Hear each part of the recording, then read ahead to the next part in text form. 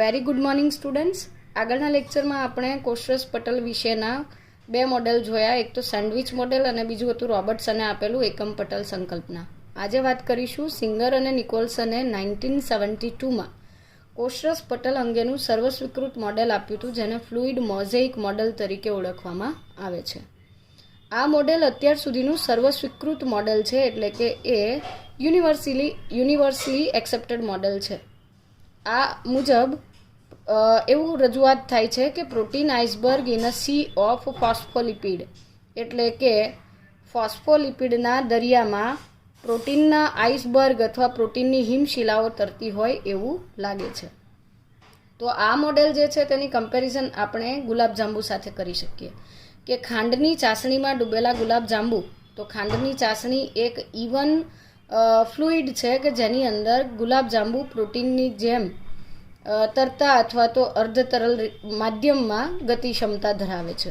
તો આ અનુસંધાનમાં એટલે કે આ મોડેલ મુજબ સિંગર અને નિકોલ્સને એવી રજૂઆત કરી હતી કે લિપિડના અર્ધતરલ પ્રકૃતિના લીધે લિપિડના અણુઓ ક્વાસી ફ્લુઇડ નેચર ધરાવે છે અથવા તો અર્ધતરલ પ્રકૃતિ ધરાવે છે, અને જેના કારણે લિપિડના દ્વિસ્તરીય ગોઠવણીથી બનેલા આવરણમાં પ્રોટીન પાર્શ્વીય ગતિ એટલે કે લેટરલ મૂવમેન્ટ કરી શકે છે. તો રસસ્તરમાં અથવા પટલમાં તેની ગતિ કરવાની આ ક્ષમતાને તરલતાના આધારે એટલે કે ફ્લુઇડિટી જે છે તેના આધાર પર નક્કી કરી શકાય છે. આ મોડેલ મુજબ ફોસ્ફોલિપિડ મુખ્ય ઘટકો છે અને ફોસ્ફોલિપિડ પ્લાઝમા મેમ્બ્રેનનો મુખ્ય ઘટક હોવાથી તેના પ્રકારો વિશે ચર્ચા કરીએ તો તેના પ્રકારોમાં ફોસ્ફેટિડાઇલ સેરિન, ફોસ્ફેટિડાઇલ કોલિન અથવા ફોસ્ફેટિડાઇલ કોલાઇન, જેને કોમનલી લેસિથિન પણ કહેવાય છે, પી ઇથેનોલ એમાઇન એટલે કે સિફેલિન. આ બધા જ પ્રકારના ફોસ્ફોલિપિડ્સ જે છે એ કોશરસ પટલને તરલતા એટલે કે ફ્લુઇડિટી બક્ષે છે, કારણ કે તેઓ અસંતૃપ્ત ફેટી એસિડ અથવા તો અનસેચ્યુરેટેડ ફેટી એસિડ્સથી ભરપૂર હોય છે, જે તરલ પ્રકૃતિ ધરાવે છે. એટલે કે ફોસ્ફોલિપિડ્સની જેની વાત આપણે કરી રહ્યા છીએ, આ ફોસ્ફોલિપિડ્સ અનસેચ્યુરેટેડ ફેટી એસિડ્સથી બનેલા છે, અને અનસેચ્યુરેટેડ ફેટી એસિડ્સનો અર્થ થાય છે કે કાર્બન કાર્બન વચ્ચે તેમાં દ્વિબંધ એટલે કે ડબલ બોન્ડ અથવા ટ્રિપલ બોન્ડ આવેલો હોય છે, અને દ્વિબંધ અને ત્રિબંધના કારણે તેઓ તરલ પ્રકૃતિ ધરાવે છે. તો ફેટી એસિડ તરલ પ્રકૃતિ ધરાવે છે અને આ ફેટી એસિડથી ફોસ્ફોલિપિડ્સ બનેલા છે. તો ફોસ્ફોલિપિડ મુખ્ય ઘટક હોવાના કારણે કોશરસ પટલ પણ અર્ધ તરલતા ધરાવે છે.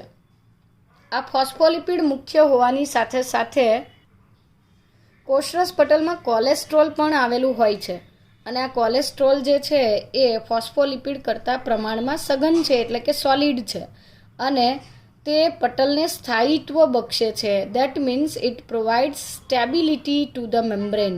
મેમ્બ્રેન જે છે રસસ્તરનું જે પટલ છે તેને તે સ્ટેબિલિટી અથવા તો સ્થાયિત્વ બક્ષે છે. આદિ કોષ કેન્દ્રીય કોષો જે છે પ્રોકેરિયોટિક સેલ્સના પ્લાઝમા મેમ્બ્રેનમાં એટલે કે રસસ્તરમાં આવા કોલેસ્ટ્રોલ હોતા નથી. તો તેને કોણ સ્થાયિત્વ આપે છે? તેઓના રસસ્તરને એટલે કે એમના પ્લાઝમા મેમ્બ્રેનમાં હોપાનોઇડ્સ આવેલા હોય છે, અને તેઓ આ હોપેનોઇડ્સ એ એક પ્રકારના પેન્ટાસાયક્લિક સ્ટેરોલ્સ છે, અને એ 5 ચક્રીય બંધારણ ધરાવતા સ્ટેરોલ્સ હોવાના લીધે તેઓ પણ કોલેસ્ટ્રોલની જેમ આદિકોષ કેન્દ્રીય કોષના કોશરસ પટલને એટલે કે પ્લાઝમા મેમ્બ્રેનને સ્થિરતા અથવા સ્ટેબિલિટી પ્રોવાઈડ કરે છે. હવે વાત કરીએ પ્રોટીન્સની. તો કોશરસ પટલની રચનામાં બે પ્રકારના પ્રોટીન્સ આવેલા હોય છે. એક તો અંતર્ગત અને બીજા છે બહિર્ગત. તો અંતર્ગત અથવા ઇન્ટિગ્રલ પ્રોટીન જે છે ઇન્ટિગ્રેટેડ અથવા ઇન્ટ્રિન્સિક પ્રોટીન્સ સૌથી વધારે હોય છે, જે 70% જેટલા છે, અને બાકીના જે બાહ્યગત અથવા બહિર્ગત પ્રોટીન છે એ 30% હોય છે. અંતર્ગત પ્રોટીન્સ એવા પ્રોટીન્સ છે કે જે ફોસ્ફોલિપિડ સાથે સજ્જડ રીતે એટલે કે મજબૂત રીતે જોડાયેલા હોય છે, અંદર ખૂંપેલા હોય છે. પરિણામે તેઓને પટલમાંથી એટલે કે કોશરસ પટલમાંથી સરળતાથી દૂર કરી શકાતા નથી. અને આ પૈકીના કેટલાક અંતર્ગત પ્રોટીન કોશરસ પટલની સમગ્ર જાડાઈમાં આરપાર ખૂંપેલા હોય છે, એટલે કે બંને બાજુ ખૂંપેલા હોય છે. તો આ આકૃતિ આપણે જોઈ હતી એ મુજબ આ અંદરની તરફ ખૂંપેલા અંતર્ગત પ્રોટીન છે કે જે સમગ્ર આ ફોસ્ફોલિપિડનો દ્વિસ્તર છે તો એમાં આર પર ખૂંપેલા આ જે અંતર્ગત પ્રોટીન છે અને આ પરિઘીય પ્રોટીન છે, તો પરિઘીય પ્રોટીન શિથિલ ગોઠવણી ધરાવે છે તો સરળતાથી દૂર થશે. અંતર્ગત પ્રોટીન ઊંડે સુધી ખૂંપેલા હોય છે. તો કેટલાક અંતર્ગત પ્રોટીન સમગ્ર જાડાઈમાં આરપાર ખૂંપેલા છે, જેને ટનલ પ્રોટીન્સ કહેવાય છે. અને ટનલ પ્રોટીન્સ જે છે એ જલદ્રાવ્ય દ્રવ્યો માટે રસસ્તરની આરપાર માર્ગ બનાવે છે, એટલે કે પાણીમાં દ્રાવ્ય થતા પદાર્થો માટે તે કોષરસ પટલની આરપાર જવા માટેનો એક રસ્તો બનાવે છે. કેમ જલદ્રાવ્ય અણુ માટે જ કરે છે? કારણ કે જલદ્રાવ્ય અણુઓ ફોસ્ફોલિપિડ એના માટે અવરોધ સર્જે છે. ફોસ્ફોલિપિડ જે છે તેમાંથી જલદ્રાવ્ય અણુ કે ધ્રુવીય અણુઓ જે છે તે પસાર થઈ શકતા નથી. તો ટનલ પ્રોટીન્સની મદદથી તેઓનું વહન શક્ય બને છે.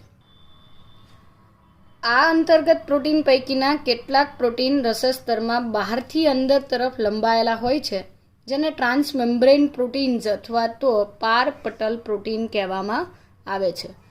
આ ટ્રાન્સમેમ્બ્રેન પ્રોટીન અથવા પાર પટલ પ્રોટીનના ઉદાહરણમાં ગ્લાયકોફોરિન અને પોરિન્સ લઈ શકાય. પોરિન્સના વિશે તમે ટ્રાન્સપોર્ટ ઇન પ્લાન્ટ્સવાળું ચેપ્ટર જે છે 11મા ચેપ્ટરમાં ફરીથી ભણશો. તો પોરિન્સ એ કણાભસૂત્ર તેમજ કેટલાક બેક્ટેરિયાના રસસ્તરમાં આવેલા કણાભસૂત્રના બાહ્ય પટલમાં તેમજ બેક્ટેરિયલ પટલમાં જોવા મળે છે અને તેઓ મોટા કદના છિદ્ર સર્જે છે, પોર્સ બનાવે છે અને આ છિદ્રમાંથી પ્રોટીન જેવા મોટા કદના અણુ પણ પસાર થઈ શકે છે. તો આ થઈ ગઈ અંતર્ગત પ્રોટીનની વાત. અને હવે વાત કરીએ બહિર્ગત અથવા પરિઘીય પ્રોટીન, પેરિફેરલ પ્રોટીન્સ. આ પ્રોટીન કોષરસ પટલમાં 30% જેટલી માત્રામાં આવેલા હોય છે.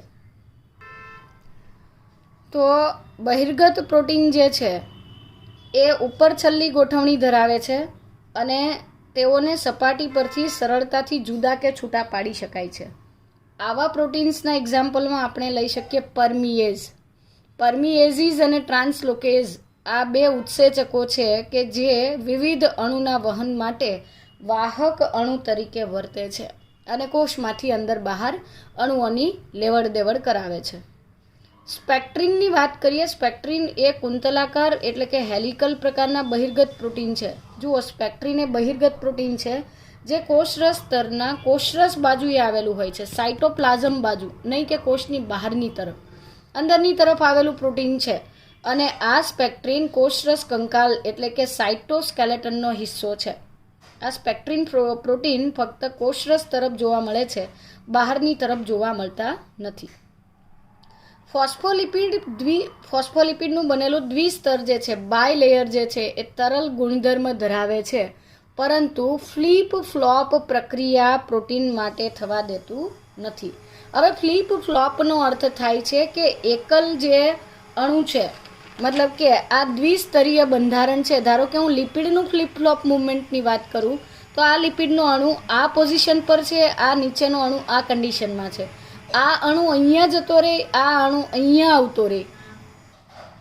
તો આવી મુવમેન્ટ થવા માટે આ નીચેનો જે અણુ છે તેને ઇન્વર્સ થવું પડે, એટલે કે ઉલટું થવું પડે, રિવર્સ થવું પડે. તો આ પ્રકારની મુવમેન્ટ જે છે તેને ફ્લિપ ફ્લોપ મુવમેન્ટ કહેવામાં આવે છે. આ પ્રકારની મુવમેન્ટ કોષરસ પટલમાં થઈ શકતી નથી. તો ફોસ્ફોલિપિડ ભલે તરલ ગુણધર્મ ધરાવે છે, પરંતુ તેઓ પ્રોટીન માટે એક સ્તરમાંથી બીજા સ્તરમાં સેમ પોઝિશન પર સરખી રીતે ગોઠવણી શક્ય બનવા દેતું નથી. એટલે કે એક રસસ્તરના સિંગલ સ્તરમાંથી બીજા એકલ સ્તરમાં અણુની અદલા બદલી થવા દેતું નથી. કોષરસ પટલમાં મૂવમેન્ટની વાત કરીએ તો પ્રોટીન અને લિપિડનું રોટેશનલ ડિફ્યુઝન એટલે કે પરિભ્રમણીય પ્રસરણ શક્ય છે. રોટેશનલ થવું એટલે એક જગ્યા પરથી અણુ બીજી જગ્યા પર પરિભ્રમણ કરી શકે છે. અને લેટરલ ડિફ્યુઝન એટલે કે પાર્શ્વ બાજુએ પણ પટલમાં પ્રસરણ થઈ શકે, પરંતુ ફ્લિપ ફ્લોપ મુવમેન્ટ થતી નથી. આ ફ્લિપ ફ્લોપ મુવમેન્ટ ગેરહાજર હોય છે એવું ક્યારે ખબર પડી? તો જ્યારે ઇલેક્ટ્રોસ્પિન રેઝોનન્સ સ્પેક્ટ્રોસ્કોપી શોધવામાં આવી. આ એક ટેકનિક છે જે તમે હાયર લેવલ પર ભણશો. ઇલેક્ટ્રોસ્પિન રેઝોનન્સ સ્પેક્ટ્રોસ્કોપીની મદદથી ફ્લિપ ફ્લોપ મુવમેન્ટ જે છે એ ગેરહાજર હોય છે એવું સાબિત થયું છે. ત્યાર પછી લિપિડ અને પ્રોટીન્સ જે છે તેઓના સાપેક્ષ પ્રમાણની વાત કરીએ તો સામાન્ય રીતે 40% જેટલા ફોસ્ફોલિપિડ્સ હોય છે જેમ મતલબ કે 40% લિપિડ હોય છે અને 60% કે 58થી 59% જેટલું પ્રોટીન હોય છે. તો 40% લિપિડમાં ફોસ્ફોલિપિડ મુખ્ય ઘટકો છે, ત્યાર પછી કોલેસ્ટ્રોલ છે અને ગ્લાયકોલિપિડ્સ પણ આવેલા હોય છે. પ્રોટીન્સ 58થી 59% જેટલા હોય છે, જે આર્જિનિન અને લાઇસિન યુક્ત છે. જેમાં આર્જિનિન અને લાઇસિન જે છે, આ 2 એમિનો એસિડનું પ્રમાણ વધુ હોય છે. જ્યારે કાર્બોદિત પણ પાછળથી ખબર પડી કે લિપિડ અને પ્રોટીન ઉપરાંત રસસ્તરમાં કાર્બોહાઈડ્રેટ્સ પણ હોય છે, જે 1થી 2% જેટલા પ્રમાણમાં હોય છે. કોષરસ પટલમાં ગ્લાયકોલિપિડ્સ અને ગ્લાયકોપ્રોટીન્સ એટલે કે પ્લાઝમા મેમ્બ્રેન જે છે તેની રચનામાં ઓલિગોસેકેરાઇડ્સ ધરાવતા હોય છે. ગ્લાયકોલિપિડ્સના ઓલિગોસેકેરાઇડ, ઓલિગોનો અર્થ થાય થોડા, સેકેરાઇડ એટલે શર્કરા. ગ્લાયકોલિપિડ એટલે શર્કરા વત્તા લિપિડ અને ગ્લાયકોપ્રોટીન એટલે શર્કરા વત્તા પ્રોટીન. મતલબ કે આની અંદર આવેલા ઓલિગોસેકેરાઇડ્સ થોડી શર્કરાના અણુઓ જે છે એ ફક્ત કોષરસ પટલની બહારની સપાટી પર હોય છે, એટલે કે બહારની બાજુએ આવેલા હોય છે, કોષરસ બાજુ નથી હોતા. તો આ જે ઓલિગોસેકેરાઇડ્સ અથવા તો શર્કરાના અણુઓ છે એ સેલ ટુ સેલ રેકગ્નિશન માટે ઉપયોગી છે, કોષથી કોષની ઓળખ માટે. એટલે એક કોષ બીજા કોષના સંપર્કમાં આવે ત્યારે તેઓ એકબીજાના ઓલિગોસેકેરાઇડ્સ કે જે કોષની બહારની સરફેસ પર હોય છે તેની મદદથી એકબીજાને રેકગ્નાઇઝ કરે છે, યાદ રાખે છે. અને તેની મદદથી જ આપણા ઇમ્યુન સિસ્ટમની પ્રક્રિયાઓ થતી હોય, એટલે કે પ્રતિકારક તંત્ર બહિર્ગત અણુઓને આ ઓલિગોસેકેરાઇડ્સની શૃંખલાથી ઓળખી કાઢતું હોય છે. આ ઉપરાંત કોષરસ પટલ 30 જેટલા પ્રકારના ઉત્સેચકો ધરાવે છે, એટલે કે 30 જેટલા અલગ અલગ પ્રકારના ઉત્સેચકો આવેલા છે. આ પૈકી એટીપેઝ નામનો ઉત્સેચક કે જે એટીપીનું જળ વિભાજન કરે છે એ વધારે અગત્યનો છે. એટીપેઝ ઉત્સેચક દ્રવ્યોના સક્રિય વહનમાં મદદ કરે છે. દ્રવ્યોનું સક્રિય વહન પણ આપણે લેક્ચરના એન્ડિંગમાં ભણીશું કે આ દરમિયાન ઉર્જાની જરૂર પડે છે અને ઉર્જાની જરૂરિયાત હોવાથી તેઓ એટીપીનું જળ વિભાજન કરે છે. તો એટીપેઝ ઉત્સેચક જે છે એ અગત્યનો ઘટક છે. કોષરસ પટલ સિમેટ્રિક નથી, અસિમેટ્રિક એટલે કે અસમમિતીય રચના છે, કારણ કે કોષરસ પટલ ની રચનામાં કાર્બોદિત ફક્ત બહારની સપાટી પર હોય છે, જ્યારે સ્પેક્ટ્રિન પ્રોટીન ફક્ત અંદરની સપાટી પર આવેલું હોય છે. બંને તરફ અલગ અલગ પ્રકારની રચના હોવાથી તેમાં સમમિતિનો અભાવ છે. કોષરસ પટલ એ પસંદગીમાન પ્રવેશશીલ પટલ તરીકે વર્તે છે, એટલે કે સિલેક્ટિવલી પરમિએબલ મેમ્બ્રેન છે, જેનો અર્થ થાય છે અમુક અણુને પસાર થવાની અનુમતિ આપે છે, જ્યારે અમુક અણુને તે પસાર થવા દેતું નથી. કોષરસ પટલ સિલેક્ટિવલી પરમિએબલ છે કારણ કે તે તરલ પ્રકૃતિ ધરાવે છે. તો કોષરસ પટલની તરલ પ્રકૃતિ એટલે કે ફ્લુઇડ નેચરના કારણે અગત્યના કાર્યો શક્ય બને છે, જેમ કે કોષની વૃદ્ધિ એટલે કે સેલ્યુલર ગ્રોથ અથવા સેલ ગ્રોથ, આંતરકોષીય જોડાણનું નિર્માણ એટલે કે ફોર્મેશન ઓફ ઇન્ટરસેલ્યુલર જંક્શન્સ, કોષો વચ્ચે જંક્શન્સ અથવા તો ઇન્ટરસેલ્યુલર જંક્શન્સ બનાવે છે. કેટલાક પદાર્થોના સ્ત્રાવ કરવામાં, પદાર્થોનું અંતઃભક્ષણ કરવામાં, કોષ વિભાજન વગેરેની દ્રષ્ટિએ કોષરસ પટલ મહત્વનો ભાગ ભજવે છે. અને આ કોના લીધે શક્ય બને છે? કોષરસ પટલની તરલ પ્રકૃતિના કારણે આવું પોસિબલ બને છે. કોષરસ પટલનું સૌથી મહત્વનું કાર્ય શું છે? કોષરસ પટલનું સૌથી મહત્વનું કાર્ય અણુઓને તેની આરપાર પસાર થવા દેવાનું છે, એટલે કે વહનનું કાર્ય કરે છે. આ કન્ડિશનમાં પટલ તેની બંને બાજુ રહેલા અણુઓ માટે પસંદગીમાન પટલ તરીકે એટલે કે સિલેક્ટિવ મેમ્બ્રેન તરીકે વર્તે છે. કોષરસ પટલ વડે થતા વહનની વાત કરીએ તો 2 પ્રકારના વહન જોવા મળે છે, નિષ્ક્રિય વહન અને સક્રિય વહન. Passive transport, active transport. Passive ટ્રાન્સપોર્ટમાં એટીપી સ્વરૂપે ઉર્જાની જરૂર પડતી નથી, જ્યારે સક્રિય વહનમાં ઉર્જાની જરૂર પડે છે. નિષ્ક્રિય વહનના કેટલાક ઉદાહરણમાં સિમ્પલ ડિફ્યુઝન, ફેસિલિટેટેડ ડિફ્યુઝન અને ઓસ્મોસિસ લઈ શકાય. સાદું પ્રસરણ, સાનુકૂલિત પ્રસરણ અને આશ્રુતિ. તો ચાલો આ દરેક મુદ્દા વિશે ડિટેલ સમજીએ. કેટલાક અણુઓ શક્તિની આવશ્યકતા વગર પટલની આરપાર વહન પામે છે, જેને નિષ્ક્રિય વહન અથવા મંદ વહન એટલે કે પેસિવ ટ્રાન્સપોર્ટ કહેવાય છે. મતલબ નિષ્ક્રિય વહનનો અર્થ એવો છે કે જેમાં શક્તિની જરૂર પડતી નથી, એટીપી સ્વરૂપે કોષીય ઉર્જા જે છે તે વપરાતી નથી. તટસ્થ દ્રવ્યો એટલે કે જેના પર વીજભાર નથી, ધ્રુવીય નથી એવા અણુઓ જે છે એ પ્રસરણના સિદ્ધાંત મુજબ પ્રસરણ ઢોળાંશ મુજબ વહન પામે. પ્રસરણ ઢોળાંશનો અર્થ થાય છે દ્રવ્યના અણુ પોતાની વધુ સાંદ્રતા ધરાવતા વિસ્તારથી ઓછી સાંદ્રતા ધરાવતા વિસ્તાર તરફ પટલની આરપાર વહન પામે છે. પાણી પણ આ પટલમાંથી પોતાની વધુ સાંદ્રતાથી ઓછી સાંદ્રતા તરફ ગતિ કરે છે. મતલબ કે પાણીના અણુઓ પણ આ જ રીતે વહન પામે છે, પરંતુ પ્રસરણ દ્વારા થતી પાણીની આ ગતિને આશ્રુતિ કહેવાય છે. અને આશ્રુતિની પ્રક્રિયામાં પણ 8 અલગ અલગ પ્રકારના એક્વાપોરિન્સ નામના વિશેષ પ્રોટીન ભાગ લે છે. તો એના વિશે પણ તમે વનસ્પતિમાં વહન નામનું ચેપ્ટર જે છે એની અંદર ડિટેલમાં ભણશો. તટસ્થ અણુઓ પછી વાત કરીએ ધ્રુવીય અણુઓ એટલે કે પોલાર મોલેક્યુલ્સ કે જે ધન અથવા ઋણ વીજભાર ધરાવે છે. તેઓ અધ્રુવીય લિપિડના દ્વિસ્તરમાંથી પસાર થઈ શકતા નથી.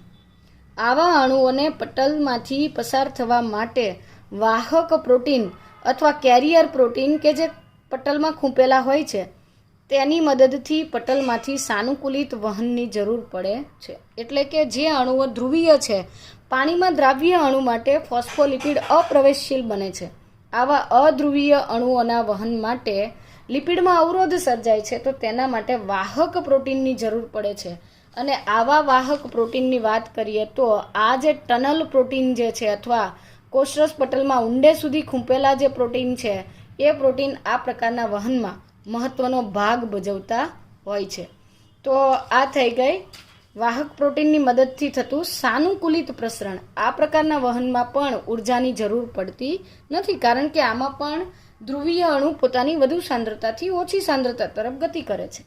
જ્યારે કેટલાક આયનો કે અણુઓનું વહન પટલની આરપાર સાંદ્રતા ઢોળાંશની વિરુદ્ધ દિશામાં થાય. વિરુદ્ધ દિશામાં ઇન ધ સેન્સ ઓછી સાંદ્રતાથી વધુ સાંદ્રતા તરફ. તો જેમ કે સીડી અથવા દાદર ચડતી વખતે આપણને થાક લાગે છે, કારણ કે આપણે નીચી ઊંચાઈથી વધારે ઊંચાઈ તરફ જઈએ છીએ, ઓછી ઊંચાઈથી વધુ ઊંચાઈ તરફ. એવી જ રીતે આમાં ઓછી સાંદ્રતાથી વધુ સાંદ્રતા તરફ. તો કેટલાક આયનો જે છે સાંદ્રતા ઢોળાંશની વિરુદ્ધ દિશામાં એટલે કે ઓછી સાંદ્રતાથી વધુ સાંદ્રતા તરફ ગતિ કરે છે, ત્યારે ક્રિયાશક્તિની જરૂર પડે એટલે કે એટીપી સ્વરૂપે ઉર્જાનો વપરાશ થાય છે. અને આ પ્રકારના વહનને સક્રિય વહન અથવા એક્ટિવ ટ્રાન્સપોર્ટ કહેવાય છે. દાખલા તરીકે સોડિયમ પોટેશિયમ પંપ. કોષરસ પટલમાં આવેલો સોડિયમ પોટેશિયમ પંપ એ વિશેષ પ્રકારનું પ્રોટીન છે કે જે 3 સોડિયમ આયનને બહાર મોકલે છે અને 2 પોટેશિયમ આયનોને કોષની અંદર ખેંચે છે. કોષીય સ્તરે થતા મેજર જે ટ્રાન્સપોર્ટ છે અથવા માસ ટ્રાન્સપોર્ટ જે છે મોટા જથ્થામાં થતા વહનમાં 2 પ્રકાર છે, એન્ડોસાઇટોસિસ અને એક્ઝોસાઇટોસિસ. એન્ડોસાઇટોસિસનો અર્થ થાય છે કોષની અંદર કોઈક ઘટકને લેવો, જેમાં કોષરસ પટલ બહારની તરફના અણુઓને આકર્ષવા. જેમ અમીબાની અંદર ખોરાક ગ્રહણની વિશેષ પદ્ધતિ છે, જેમ કે અમીબા જે છે એ પોતાના કોષરસ પટલથી અહીંયા ખોરાક છે તો કોષરસ પટલ તેને ખોરાકના કણને ઘેરી લઈને પછી અંદર લઈ લે છે. તો આ પ્રકારની પ્રકૃતિ એન્ડોસાઇટોસિસ કહેવાય છે. એન્ડોસાઇટોસિસના 2 પ્રકાર છે, પિનોસાઇટોસિસ અને ફેગોસાઇટોસિસ. પ્રવાહી ભક્ષણ અને ઘન ભક્ષણ. જો અંદર લેવામાં આવતો અણુ પ્રવાહી સ્વરૂપે હોય તો એ અણુને પિનોઝોમ કહેવાય અને આ પરિસ્થિતિ અથવા તો આ ઘટનાને પ્રવાહી ભક્ષણ કહેવાય છે. અને આ પ્રક્રિયાને સેલ ડ્રિંકિંગ તરીકે પણ ઓળખવામાં આવે છે. જ્યારે ફેગોસાઇટોસિસની શોધ મેચનિકોફ દ્વારા થઈ હતી. પિનોસાઇટોસિસ W.H. લેવિસે શોધ્યું હતું અને ફેગોસાઇટોસિસ એટલે કે ઘન ભક્ષણ જે છે એમાં પ્રવેશતો ઘન પદાર્થનો અણુ ફેગોઝોમ કહેવાય છે અને આ પદાર્થને અંદર લેવાની ઘટનાને ફેગોસાઇટોસિસ અથવા ઘન ભક્ષણ કહેવામાં આવે છે. કેટલાક ઉત્સર્ગ પદાર્થો અથવા તો બિનજરૂરી ઘટકો કોષમાંથી બહાર નીકળે છે, જેને બહિર્ક્ષેપણ અથવા સેલ વોમિટિંગ કહેવાય છે. તો પિનોસાઇટોસિસ અથવા પ્રવાહી ભક્ષણને સેલ ડ્રિંકિંગ કહેવાય છે, ફેગોસાઇટોસિસ અથવા ઘન ભક્ષણને સેલ ઇટિંગ કહેવાય છે અને એક્ઝોસાઇટોસિસ અથવા બહિર્ક્ષેપણને સેલ વોમિટિંગ તરીકે ઓળખવામાં આવે છે. કોષરસ પટલ પછીની વાત કરીએ કોષ દિવાલની, કે જેની શોધ રોબર્ટ હુક દ્વારા થઈ હતી. બિકોઝ રોબર્ટ હુક જે છે એમણે નિર્જીવ ઘટકોનો અભ્યાસ કર્યો હતો, નિર્જીવ કોષોનો. ફૂગ અને વનસ્પતિના કોષરસ પટલની બહાર આવેલ નિર્જીવ અથવા દ્રઢ રચનાને કોષ દિવાલ કહેવાય છે, સેલ વોલ કહેવાય છે. કોષ દિવાલ ફક્ત કોષને આકાર આપે એટલું જ નહીં, આકાર આપવા ઉપરાંત કોષને યાંત્રિક નુકસાન સામે એટલે કે મિકેનિકલ જે ઇન્જરી છે અને ચેપ અથવા ઇન્ફેક્શનથી પણ રક્ષણ આપે છે. સાથે સાથે તે કોષો વચ્ચે સંપર્ક બનાવી રાખવા અને અનૈચ્છિક અણુઓ, અનિચ્છનીય મહાઅણુઓને કોષની અંદર પ્રવેશતા રોકવામાં અવરોધ સર્જે છે. તો મતલબ કોષ દિવાલ ઘણા બધા કાર્ય કરે છે. કોષને આકાર આપે છે, યાંત્રિક નુકસાનથી બચાવે છે, ચેપથી રક્ષણ કરે છે, કોષો વચ્ચે સંપર્ક બનાવે છે અને બિનજરૂરી અણુના પ્રવેશ પર નિષેધ અથવા તો પ્રવેશ પર અવરોધ સર્જે છે. જુદા જુદા કોષોમાં અથવા તો જુદા જુદા ઘટકોમાં અલગ અલગ કોષ દિવાલ આવેલી હોય છે, જેમ કે લીલની કોષ દિવાલ સેલ્યુલોઝ, ગેલેક્ટન્સ, મેનોઝ અને કેલ્શિયમ કાર્બોનેટ જેવા ખનિજોથી બનેલી હોય છે. જ્યારે અન્ય વનસ્પતિ કોષોની વાત કરીએ તો અન્ય વનસ્પતિ કોષોની અંદર તે સેલ્યુલોઝ, હેમિસેલ્યુલસ, પેક્ટિન તેમજ પ્રોટીનથી બનેલી હોય છે. વનસ્પતિના તરુણ કોષની વાત કરીએ તો વનસ્પતિના તરુણ કોષમાં પ્રાથમિક દિવાલ આવેલી હોય છે, જેમાં વૃદ્ધિની ક્ષમતા હોય છે, એટલે કે સેલને એક્સપાન્ડ થવામાં અથવા સેલને વિસ્તરવામાં મદદ કરે છે. જે પરિપક્વતાની સાથે ક્ષય પામી તેની સાથે કોષની અંદર કોષરસ પટલ બાજુ દ્વિતીયક દિવાલનું નિર્માણ થવા માંડે છે. એટલે કે શરૂઆતમાં આવેલી કોષ દિવાલ ફ્લેક્સિબલ હોય છે, થોડી સ્થિતિસ્થાપક હોય છે, પરંતુ જેમ જેમ વય વધે છે તેમ તે ક્ષય પામે છે, એટલે કે નાશ પામે છે અને તેની સાથે આ વિઘટન પામતી દિવાલની સાથે અંદરની તરફ નવી દિવાલ, દ્વિતીયક દિવાલ બનતી જાય છે. પ્રાથમિક દિવાલ સ્થિતિસ્થાપક હોય, સેલ્યુલોઝ, હેમિસેલ્યુલોઝ અને પેક્ટિનથી બનેલી હોય. દ્વિતીયક દિવાલ સઘન હોય, જાડી હોય, સેલ્યુલોઝ ઉપરાંત હેમિસેલ્યુલોઝની બનેલી હોય છે. તૃતીયક અથવા ટર્શરી સેલ વોલ ફક્ત અનાવૃત બીજધારીની જલવાહિનીમાં જોવા મળે છે, જે સેલ્યુલોઝ ઉપરાંત ઝાયલન નામના ઘટકથી બનેલી હોય છે. વનસ્પતિ કોષમાં કોષ દિવાલના ઘટકો એટલે કે સેલ્યુલોઝ, હેમિસેલ્યુલોઝ, પેક્ટિન, લિગ્નિન વગેરે હોય છે અને તેઓનું સંશ્લેષણ ગોલ્ગી કાયથી થાય છે. વનસ્પતિની આ સ્પેસિફિક ટાઈપની ગોલ્ગી કાયને ડિક્ટિયોઝોમ કહેવાય છે. તો કોષ દિવાલના નિર્માણ માટેના જરૂરી ઘટકો ગોલ્ગી કાય બનાવે છે. જ્યારે કેટલીક વનસ્પતિમાં જોવા મળતી ક્યુટીન અને સ્યુબેરિન યુક્ત લિપિડ પ્રકૃતિ ધરાવતા દ્રવ્યો ધરાવતી દિવાલનું નિર્માણ સ્ફેરોઝોમ નામની અંગિકાથી થાય છે. ત્યાર પછી વાત કરીએ વનસ્પતિમાં જોવા મળતી પ્રાથમિક અને દ્વિતીયક કોષ દિવાલની. તો પ્રાઇમરી અને સેકન્ડરી સેલ વોલ જે છે પ્રાથમિક અને દ્વિતીયક કોષ દિવાલ જે છે આ બંને વચ્ચે કેટલાક તફાવતના મુદ્દા સમજીએ તો પ્રાથમિક કોષ દિવાલમાં સેલ્યુલોઝના સૂક્ષ્મ તંતુકો અસ્તવ્યસ્ત રીતે ગોઠવાય છે, જ્યારે દ્વિતીયક દિવાલમાં તે સમાંતર અને વ્યવસ્થિત ગોઠવણી ધરાવે છે. પ્રાથમિક કોષ દિવાલમાં હેમિસેલ્યુલોઝ 50% એટલે કે વધારે હોય છે, જ્યારે સેકન્ડરી સેલ વોલ દ્વિતીયક દિવાલમાં ફક્ત 25% હોય છે. પ્રાથમિક દિવાલમાં લિપિડનું પ્રમાણ 5થી 10% હોય છે, જ્યારે દ્વિતીયક અને પ્રોટીનનું પ્રમાણ 5% હોય છે. જ્યારે સેકન્ડરી સેલ વોલમાં પ્રોટીન અને લિપિડ નથી હોતા અથવા બહુ નહિવત માત્રામાં જોવા મળે છે. કોષ દિવાલની વૃદ્ધિ થાય છે ત્યારે પ્રાઇમરી સેલ વોલની અંદર ઇન્ટુસસેપ્શન એટલે કે કણીય વૃદ્ધિ થાય છે, મતલબ સેલ્યુલોઝના તંતુકો કણ સ્વરૂપે ગોઠવણી પામે છે. જ્યારે હેમિસેલ્યુલોઝ અને સેલ્યુલોઝ વધારે માત્રામાં હેમિસેલ્યુલોઝની કમ્પેરમાં વધુ સેલ્યુલોઝ ધરાવતી સેકન્ડરી સેલ વોલમાં બે પદ્ધતિથી શરૂઆતમાં ઇન્ટુસસેપ્શન એટલે શરૂઆતમાં કણ સ્વરૂપે ગોઠવણી અને ત્યાર પછી સમાંતર સ્તરો સ્વરૂપે એટલે કે એપોઝિશન તરીકે ગોઠવણી પામે છે.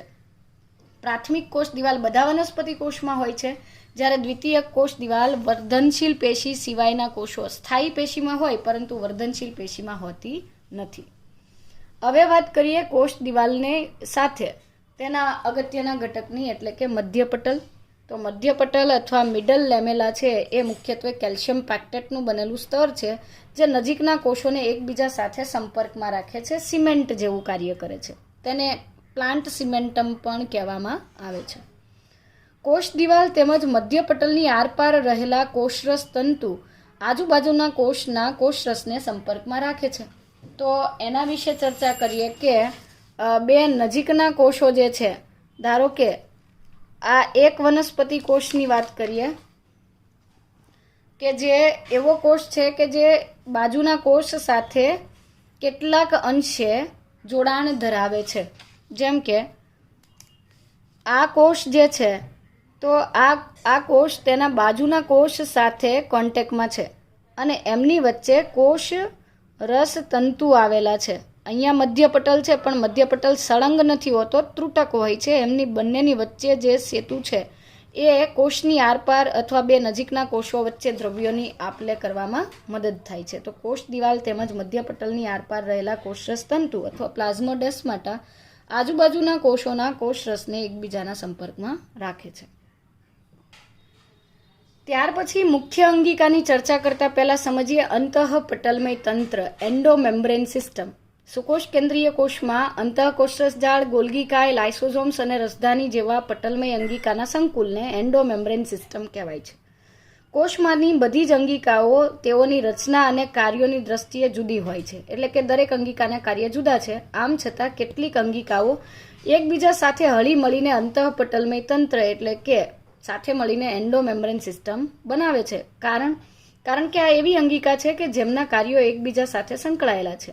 જેમ કે અંતઃકોષરસ જાળ અથવા એન્ડોપ્લાઝમિક રેટિક્યુલમની આપણે વાત કરીએ તો અંતઃકોષરસ જાળ પ્રોટીન અને લિપિડ બનાવે છે, પણ એ લિપિડ અને પ્રોટીનમાં ફાઇનલ ચેન્જીસ કરે છે ગોલ્ગીકાય અને એ બનાવે છે ગ્લાયકોલિપિડ અને ગ્લાયકોપ્રોટીન. ત્યાર પછી આ ઘટકો કાં તો લાઇસોઝોમ સ્વરૂપે સંગ્રહિત થાય કાં તો રસધાની સ્વરૂપે. તો આ બધાના કાર્યો એકબીજા સાથે સંકળાયેલા હોય છે. અંતઃકોષરસ જાળ એટલે કે એન્ડોપ્લાઝમિક રેટિક્યુલમ, ગોલ્ગી કોમ્પ્લેક્સ, લાઇસોઝોમ્સ અને વેક્યુઓલ્સથી બનતા તંત્રને આ ચારે ચાર અંગિકા અંતઃપટલમય તંત્રનો ભાગ ગણાય છે. આમ છતાં ઘણીવાર 3 ઘટકો હોય, અંતઃકોષરસ જાળ, ગોલ્ગીકાય અને લાઇસોઝોમ્સ, અથવા અંતઃકોષરસ જાળ, ગોલ્ગીકાય અને રસધાની. મતલબ કે લાઇસોઝોમ અને રસધાની બંને સાથે હોય એવું બહુ રેરલી થતું હોય છે. જ્યારે કણાભસૂત્ર, હરિતકણ, પેરોક્સિઝોમ વગેરે ઉપરના તંત્ર સાથે લેવા દેવા ધરાવતું, મતલબ એમને એકબીજા સાથે કોઈ કનેક્શન હોતું નથી, એટલે કે તેઓ ઉપરના પટલમય તંત્ર સાથે સંકલન ધરાવતા નથી. આથી તેઓને અંતઃપટલમય તંત્રનો ભાગ ગણવામાં આવતો નથી. તો આ થઈ ગઈ અંતઃપટલમય તંત્ર અથવા એન્ડોમેમ્બ્રેન સિસ્ટમની વાત. અને ત્યાર પછી આપણે આ દરેક પટલમય અંગિકાઓ જે છે તેના વિશે ચર્ચા કરવાના છીએ.